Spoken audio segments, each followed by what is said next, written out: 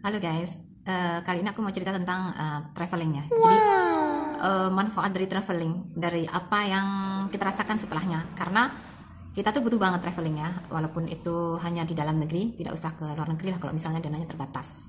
Karena kalau ke luar negeri itu kan juga agak rumit ya, kalau harus membuat visa ataupun koceknya juga harus lebih tebal ya kan, dan waktunya pun juga harus lebih itu juga. Nah, dari apa yang saya dapatkan ya, terutama ini untuk solo traveling.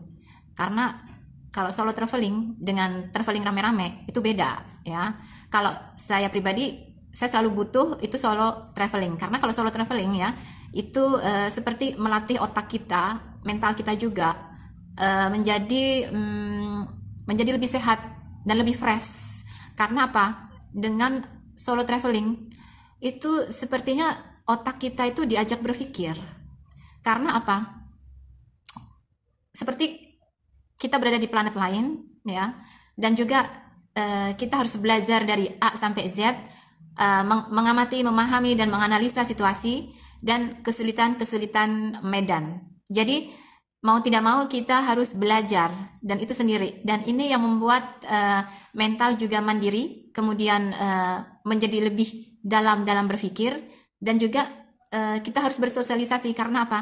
Ketika kita berada di luar negeri dengan bahasa yang tidak kita pahami, mau tidak mau kita kan harus berusaha dengan entah caranya seperti apa supaya kita itu tidak gagal. Dalam arti kata gagal, misalnya kita ingin menuju ke suatu tempat, mau tidak mau kita kan berusaha sendiri dan berpikir secara dalam dan tajam.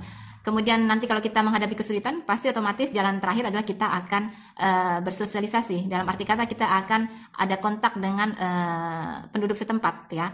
Dan ini sangat bagus sekali. Jadi segala ilmu ketika kita solo traveling itu terpakai. Jadi dalam arti kata ilmu bahasa juga kita pakai karena bahasanya tergantung negara yang kita tuju ya, berbeda-beda bahasanya. Ilmu bahasanya keluar, kemudian ilmu geografinya keluar. Kenapa saya katakan geografi? Karena ketika kita menuju ke suatu tempat, mau tidak mau kita harus pegang map.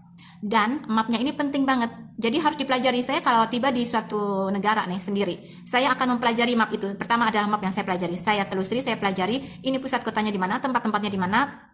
Setelah saya mempelajari mapnya, kondisi geografinya, lantas saya akan pelajari transportasinya. Karena dengan belajar transportasi itu saya akan tahu ini rute-rute kemana ya. Kemudian yang ketiga adalah harga. Jadi saya juga harus tahu mengenal harga, entah itu harga transportasinya ataupun harga-harga barang di tempat negara yang akan kita tuju.